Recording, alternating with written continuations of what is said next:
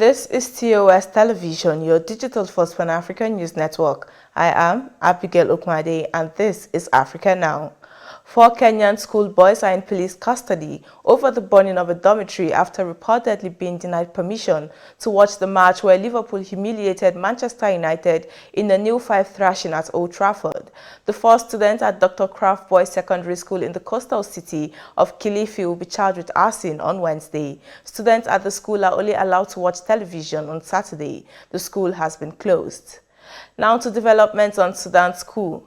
Prime Minister Abdalla Hamdok on Tuesday evening returned home with his wife under tight security after being detained by General Abdel Fattah al-Burhan, the Prime Minister's office announced on its Facebook account. The Prime Minister's office says that Hamdok is still the executive authority recognized by the Sudanese people and the world. White House National Security Advisor Jake Sullivan says the Biden administration is considering the range of economic tools it has in response to the military coup.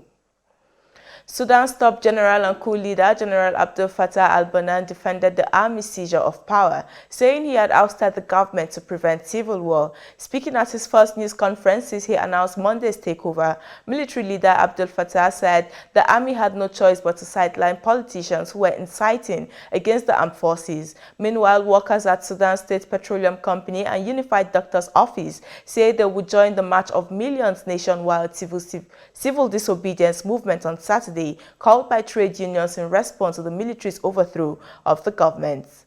And moving away from Sudan, the Democratic Republic of Congo's Electoral Commission chief, whose contested nomination threatens to weaken President Felix Tshisekedi's ruling coalition, was sworn in on Tuesday by the Constitutional Court. Kadima, in a crowded courtroom in Kinshasa, on Tuesday swore to serve as Senate president with independence, neutrality, transparency, and impartiality. According to political analysts, the appointment of Kadima, who hails from the same province as the president, could strengthen Tshisekedi's hand in the next election, but may also undermine perception of the post's integrity and fracture the ruling Sacred Union coalition. Accused soldier Yamba Elisi Ilbodo, during his testimony at a military court in Ouagadougou, Burkina Faso, admitted his involvement in the assassination of Thomas Sankara in 1987. The accused, one of 14 standing trial, told the court the details of the coup that resulted in the death of the left-wing leader and 12 of his companions. The slaying of Sankara, a Pan-Africanist icon, has for years cast a shadow over the Sahel state, fueling its reputation for turbulence and bloodshed. This is your digital-first Pan-African news network, TOS Television. You are watching Africa Now, business stories and more coming your way after the break. So stay tuned.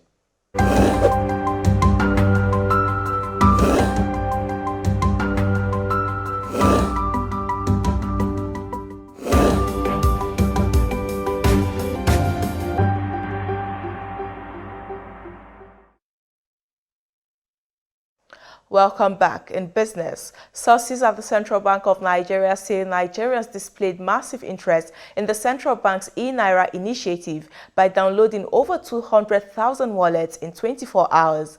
Nigeria's President Buhari launched the e-Naira on Monday, making Nigeria the first African country to create a central bank digital currency. The e-Naira will be a complementary legal tender in Nigeria, having the same exchange value as the Naira and maintaining a parity of value with the Naira. It would not earn any interest to holders. Now, Kenya's government is set to float a record of 150 billion shilling infrastructure bond next month, whose proceeds will be used to offset debt to contractors and finance the completion of ongoing road projects. Infrastructure Principal Secretary Paul Mainga says the Treasury of the Central Bank of Kenya and the Attorney General had approved the sale of the bond. Proceeds from the long-delayed bond will be used to clear 100 billion shillings pending bills and ease pressure on businesses weighed down by debt and the negative economic effects of the COVID-19 pandemic. According to analysts, the current improved liquidity in the market would boost the performance of the infrastructure bond, whose tax-free status traditionally tends to attract heavy bidding.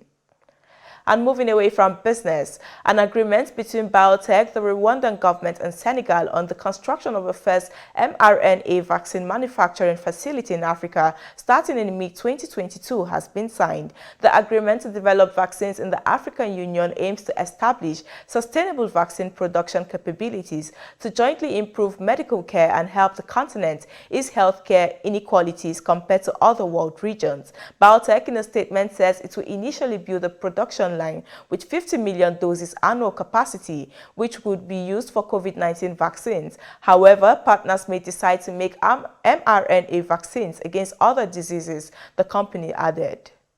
Now, the Ugandan police announced on Tuesday that the bus explosion on Monday night that killed one person and injured several others near Kampala and was claimed by the Islamic State group was the result of a suicide attack. The explosion came 3 days after an attack in a restaurant that killed one waitress and injured 3 others.